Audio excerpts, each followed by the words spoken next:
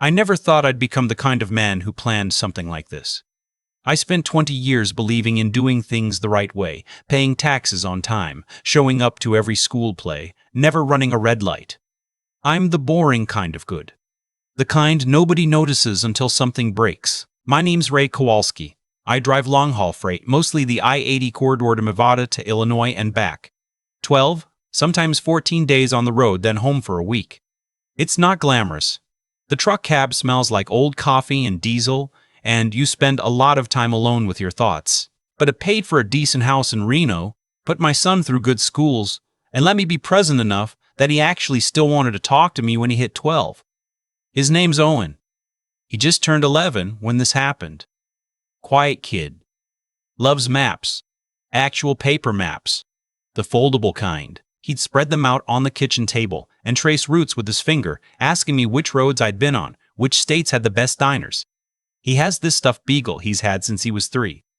He calls it Biscuit. He's embarrassed about it now, the way boys get at that age, but I'd catch him sleeping with it tucked under his arm some nights.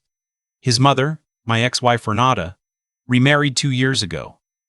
Guy named Troy Bassett. Personal coach, owns a small gym over in Sparks.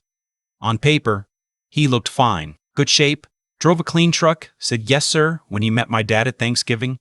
I had a feeling I couldn't name for a long time. Something about the way Owen would go quiet when I asked about home. Not sad exactly. More like careful. Like a kid who'd learned to choose his words, but Renata seemed settled. And Owen never said anything specific. So I told myself I was being a suspicious ex-husband and let it go. That's a mistake I'll carry forever. It was a Wednesday in August when my route got rerouted. There was a jackknifed semi on I-80 west of Battle Mountain, and the dispatch coordinator rerouted half our convoy south, which put me back in Reno a full 4 days ahead of schedule. I didn't call ahead. I figured I'd drop the rig at the yard, clean up at a truck stop, and surprise Owen. Maybe take him to the Nugget for pancakes, walk around the river. I pulled up to Renata's house at just after 8 in the morning. Her Jeep was in the driveway. Troy's black F-250 was parked behind it. I knocked on the front door twice. Nothing. I rang the bell. Nothing. My chest did something strange. Tightened in a way that wasn't about the heat. I walked around the side of the house, past the recycling bins toward the backyard. They had a storage shed back there, one of those prefab metal things, maybe 7 by 12 feet. Renata used it for holiday decorations and old furniture she couldn't bring herself to sell. I heard something. So faint I thought I imagined it. A sound like a small animal or someone trying not to make noise. I stopped walking. Owen? A pause. Then, Dad? His voice was wrong. Too small, too careful, like he wasn't sure he was allowed to say it. I was already running. The shed had a combination padlock on the hasp, heavy duty, the kind you'd use on a storage unit. I could hear him breathing on the other side of the door, fast and shallow. Owen, I'm here. Stand back from the door. I looked around the yard, found a concrete garden border piece about 18 inches long, heavy. I hit the padlock housing twice before the hasp bracket tore out of the door frame. The door swung open, and the smell came out first. Urine, sweat, close air that had been baking in the August sun. Owen was in the back corner, sitting on an old camping mat with no padding left in it. He had his knees pulled up to his chest, and he was blinking at the light like it hurt. He had a half-empty plastic bottle of water next to him, the cheap gas station kind. 1 bottle. In August, in Nevada. Dad. He said it like he couldn't believe it was real. I crossed the shed in 2 steps and picked him up. He was heavier than the last time I'd held him like that, his legs dangling, but he didn't try to be too cool for it. He held on. How long? I managed to ask. How long have you been in here? He pressed his face into my shoulder. Since Sunday dinner, he said. Sunday dinner, he said. It was Wednesday morning, 3 days. What happened? His voice was muffled against my shirt. I didn't do my reading log.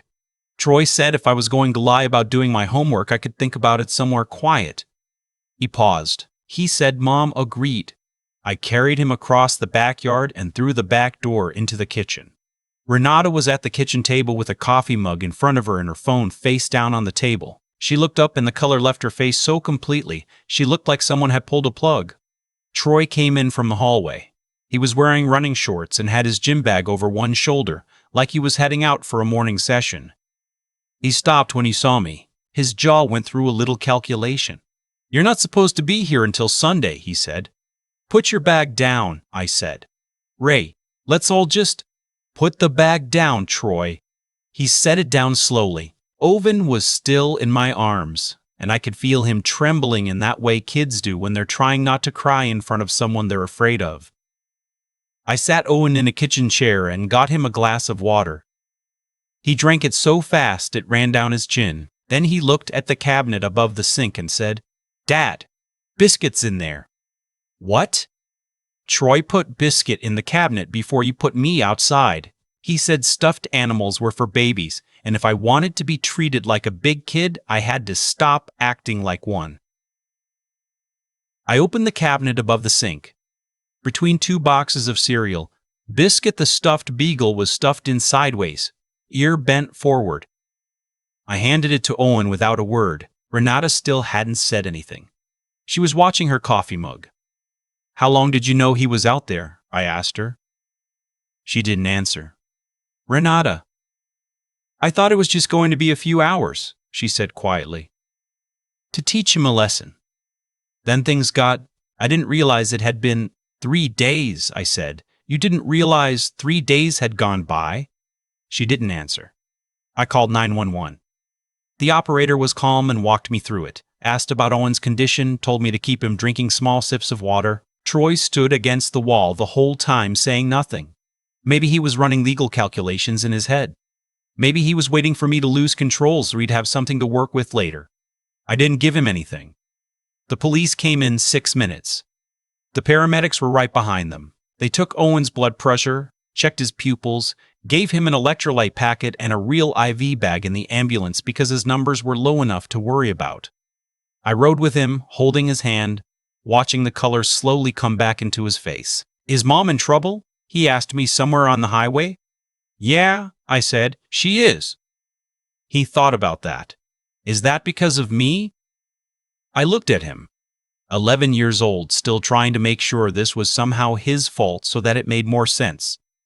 "This is because of what they did," I said, "not because of you. You did nothing wrong." He didn't look like he believed me. At the hospital, they admitted him for observation. Moderate dehydration, low sodium, some superficial abrasion on his right wrist where he'd been working at the door seam. The attending physician, a woman who had clearly seen things, wrote notes very carefully and didn't say much. But when she stepped out to talk to the nurse, she set her pen down a little harder than she needed to. Troy was arrested that afternoon, child endangerment, contributing to the delinquency of a minor, unlawful confinement of a child.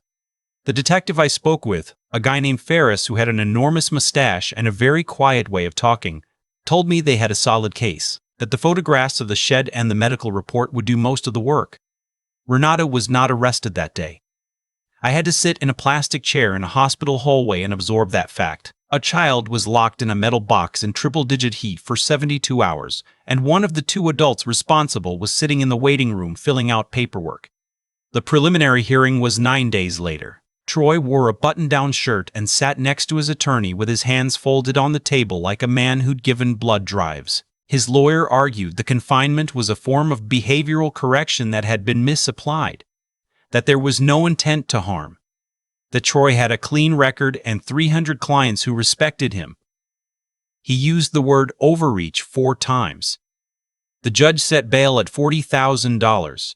Troy's brother had it posted before end of business. I watched him walk out of the courthouse. He glanced over at me once, something between an apology and a challenge in his face, and then he got into his brother's car. Owen wasn't there. He was at my apartment watching movies with my mother, eating soup. But I stood on those courthouse steps and felt something settle into me like concrete hardening. The system told me to wait 6 months for a trial date. I waited about 2 weeks. I told myself I only wanted to understand him better, to find some thread of reason that would explain how a grown man decides a child needs to spend 3 days in a box. But that's not what I was doing. I was watching him, I learned his schedule the same way I learned highway systems, methodically, without emotion. He was back to training clients at the gym in Sparks. He left most evenings around 9. He parked in the side lot, always the same spot under a broken light that the property manager hadn't fixed. I borrowed a cargo van from my buddy Pete. He owns a small moving company. I told him I was helping a friend relocate. He didn't ask. On a Thursday evening, I parked in that lot and waited. Troy came out at 9:20, gym bag on his shoulder, earbuds in. He saw me get out of the van and stopped. "You're not supposed to be within 1,000 feet of me," he said. "That's a restraining order violation." "That order is about Owen," I said, "not about you." He pulled out his phone. I held up my hand, not in a threat, just to slow things down. "I just want to talk," I said. "Man to man, 5 minutes. My lawyer told me not to. I'm sure he did." I stepped closer. "What did you think was going to happen, Troy? That you were just going to keep doing this?" The kid needed structure. His voice had shifted into something rote, like he'd rehearsed this. "My father was harder on me than that. I turned out fine." "Your father locked you up?" Something moved across his face. He didn't answer, which was the answer. "You turned out fine," I said. "And so you did it to my son. That's your logic." "It wasn't." He stopped. "It wasn't as long as I planned." I fell asleep. Lost track. "You lost track for 72 hours. He was already backing away. I wasn't going to get any more from him standing in a parking lot. I could feel that window closing. So I made a choice I can't unmake. I had the taser in my jacket pocket. I bought it legally 3 weeks before, the kind they sell at outdoor sports stores in Nevada. I hit him with it when he turned. He went down against the concrete. I got him into the van before anyone came around the corner. My hands were shaking the entire time. I want to be clear about that. I was not calm. I was not cold. I was a man doing something terrible with the full awareness that it was terrible, and I did it anyway. There's a self-storage facility east of town, the kind with outdoor units in rows, mostly contractors storing equipment between jobs. I rent a unit there for my off-season gear. I cleared it out 2 days earlier. I put a sleeping bag on the floor, a 1.5 gallons of water, a pack of crackers, a bucket. More than he'd given Owen. Not by much, but more. Troy was awake when I dragged him out of the van. His eyes were doing a lot of work. He tried to yell through the zip tie gag, tried to get his feet under him. I cut the zip ties from his ankles so he could walk. 72 hours, I said. Starting now. I pushed him into the storage unit. He hit the back wall and turned around. "You're out of your mind," he said. "This is kidnapping. You'll go to prison." "Maybe," I said. Owen went to the hospital. I closed the roll-down door and locked it from outside with the unit's padlock and a secondary padlock through the frame. I stood there in the dark and quiet of the storage row for a moment before I walked back to the van. I came back every 8 hours. Not to taunt him. I had a specific reason for it. Each time I opened the small louvered vent at the top of the unit door, and I told him what time it was and what Owen had been doing at that corresponding hour of his confinement. I put a timeline together from what Owen told me in his therapy sessions, from what the hospital noted about his condition on admission. 8 hours in, I said. At 8 hours, Owen was still calling for Renata. He thought it had just been a mistake. He figured she'd come open the door any minute. She didn't. 16 hours in, I said. At 16 hours, Owen started rationing the water he didn't have. There was no water to ration. He figured if he stopped sweating so much, his mouth wouldn't get as dry. He tried to stay very still. In August, in a metal shed, 24 hours in, Troy said, "Please." Just that one word. Through the vent slats, "Please." I said. At 24 hours, Owen stopped calling out. He'd been sitting with Biscuit under his arm. Except Biscuit wasn't there because you'd put him in a cabinet, so he sat in the corner and tried to remember what Biscuit smelled like. By 32 hours, Troy was bargaining. He'd plead guilty. He'd testify against himself if I wanted. He'd leave Nevada. He'd never go near Owen or any child again. He said he understood now. He said he was sorry. I said at 32 hours, Owen thought he heard my truck engine outside. He recognized it from the specific rattle in the exhaust that I keep meaning to fix. He stood up and pressed his face against the door seam and tried to see through the crack. He called out for me for about 20 minutes before he accepted that it wasn't me. At hour 48, Troy was crying in a way that didn't sound strategic anymore. He was past bargaining. He was just a person in a box in the dark. I said. At 48 hours, Owen stopped crying too, not because he felt better, because he was too dehydrated for tears. I had left my phone in the unit on hour 68, tucked against the wall behind one of my storage bins, recording audio. I told him I was leaving it so he could call 911 himself if he needed emergency medical help. That was the truth, actually. I didn't want him to die in there. What I didn't tell him was that the recording app was running. In those last 4 hours before I came back, Troy talked, not to anyone in particular, just into the air. He talked about Owen, not with anger, but with something that sounded like comprehension. He talked about the first time he'd done it. 2 hours, he said, on a Saturday when Renata had been at her sister's. Owen had cried and he'd felt powerful and then ashamed and then told himself it was parenting. He talked about how he'd done it twice more before the 72-hour incident. Shorter each time, he said, until it wasn't. He talked about his own father, a methodical, organized man who believed in what he called earned comfort. Warmth had to be earned. Meals had to be earned. The storage room in his childhood home had a light that his father controlled from a switch in the hallway. I'm not sharing that to make anyone feel sympathy for Troy. I'm sharing it because it explains why I didn't feel satisfaction when I opened that unit door at the 72-hour mark. I felt tired. Deeply, completely tired. Troy was on the floor, back against the wall. He looked like a different person. He'd used the bucket. The water was gone. He couldn't stand on his own. I called 911 from a prepaid phone, told them there was a man in distress at the storage facility, gave the unit number, said I was a passerby who'd heard sounds. Then I drove away. He was taken to the ER. The recording was in his own voice, uninterrupted, made when he believed he was alone, which his own attorney later confirmed meant no legal compulsion had produced it. His attorney tried 3 different approaches to suppress it. None of them worked. The prosecution played it in full. The jury took 4 hours. Troy Bassett was convicted on 2 counts of child endangerment, 1 count of unlawful confinement of a minor, and 1 count of child cruelty. The judge sentenced him to 11 years. No plea deal. His gym closed within a month. Renata did not escape consequences this time. The district attorney charged her separately with failure to report child abuse, a felony in Nevada carrying its own penalties. She pleaded down in exchange for testimony and cooperation with CPS. She lost primary custody.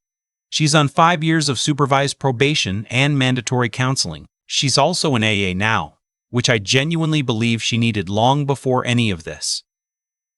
CPS granted me primary physical custody. I adjusted my routes. I took a regional run instead of long-haul shorter stretches. Home every 4 or 5 days instead of 2 weeks. I took a pay cut to do it. Worth it? Owen started therapy with a psychologist named Dr. Velasquez, who works with kids who've been through acute stress and confinement trauma. He sees her every week. In the early sessions, he was quiet in ways that worried her. He'd answer questions with single words. Watch the door. Jump at sounds. By month 3, he started drawing again. He'd always liked drawing floor plans, map keys, little detailed birds he'd see in the yard. He brought me one of his drawings in month 4. A road map. 2 highways running parallel, one labeled with my name and one labeled with his. They merged somewhere in the middle. I put it on the refrigerator. It's still there. The detective who'd worked Owen's case, Ferris with the mustache, came to my apartment once in November. He sat down at my kitchen table and accepted a cup of coffee and asked me a few questions about my whereabouts on the relevant dates. I answered what I answered. He looked at me for a long moment before he stood up, and he said, "Sometimes the law and justice aren't exactly the same shape. That's all I'll say about that." He finished his coffee. He never came back. There was a brief article in the Reno Gazette-Journal about the case. It focused on Troy's conviction and the audio recording, and there was a paragraph about the ongoing investigation into an unknown individual who had allegedly confined Bassett prior to his arrest. The police investigation was formally closed 4 months later with no charges filed. Owen knows I did something. He's a smart kid, and he can read the shape of things. He hasn't asked directly, but one night in February we were watching something on TV and a character made a morally complicated choice for a good reason, and Owen said, without looking away from the screen, "I think sometimes the right thing and the legal thing are different things." I said, "Yeah, sometimes they are." He nodded, still watching TV. "Thanks for coming home early," he said. I didn't say anything. There wasn't anything to say. I'm writing this down now because I've been in therapy myself for the past 7 months. A guy named Dr. Parterbury myself for the past 7 months. Hammersley, who specializes in what he calls ethical rupture, the psychological cost of doing something that violates your own code, even for a defensible reason. He says it's similar to what some first responders experience, that the violation itself leaves a mark regardless of whether the cause was just. I believe him. I feel it. I replay certain moments. The sound of the roll-down door closing. Troy's voice in the dark through that vent slot. The weight of the secondary padlock in my hand. Not with guilt exactly, with the awareness that I am a person who can do that. I didn't know that about myself before. I know it now. Some nights when Owen's asleep and the apartment is quiet, I sit at the kitchen table under the light and I just listen. Nothing in particular. The refrigerator hum, a car outside, the building settling. I'm not sure what I'm listening for. Maybe just making sure everything is still where I left it. Owen's doing better. Dr. Velasquez says he's made remarkable progress, which I believe because I can see it happening day by day in small ways. He asked me last month to teach him a double knot for his shoelaces, something I'd shown him twice before but he'd never retained. He retained it this time. He practiced it at the kitchen table for 15 minutes, concentrating like it was the most important thing in the world. He asked me in March if we could get a dog. I said yes before he finished the question. We've been to the shelter twice now. He hasn't picked one yet. He wants to be sure. I told him we can go as many times as he needs. 2 months ago, Owen came home from Dr. Can Velasquez's with a folded piece of paper. He'd been doing a writing exercise. His therapist had asked him to write down something he wanted people to know about what happened to him. He handed it to me in the car and looked out the window while I read it. It said, "I was put in a shed because I didn't finish my homework. I was there for 3 days. I was scared that no one would come. My dad came. I want people to know that it wasn't because I was bad. I wasn't bad. I was just a kid who needed help and the wrong person was in charge of me." He's 11 years old. He said it clearer than most adults could. I folded the paper carefully and put it in my pocket and drove for a little while without saying anything, because I didn't trust my voice. Then he said, "Can we get Whataburger?" And I said, "Yeah, we can get Whataburger."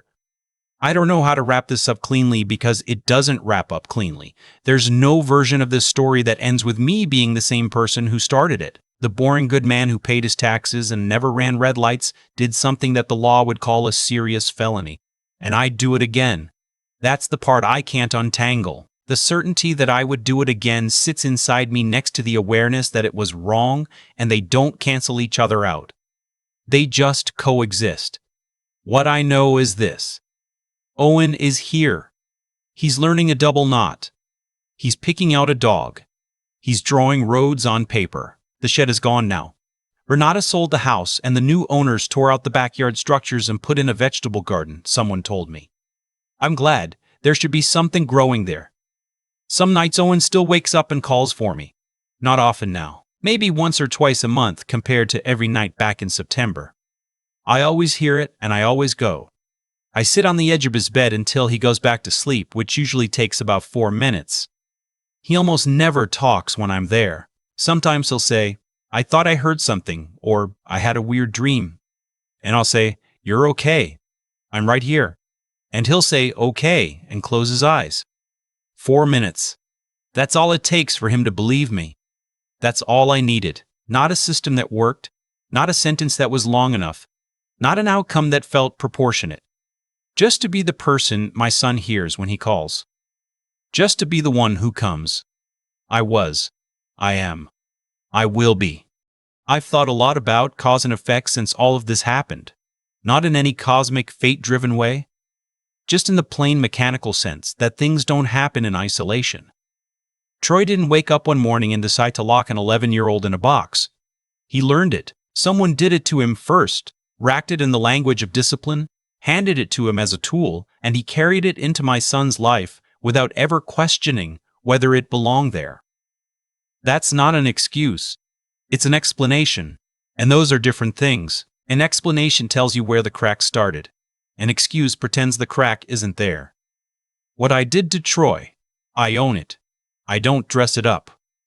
I made a choice that crossed a legal and moral line, and I made it with full awareness. The part that stays with me isn't guilt exactly. It's the knowledge that I'm capable of it.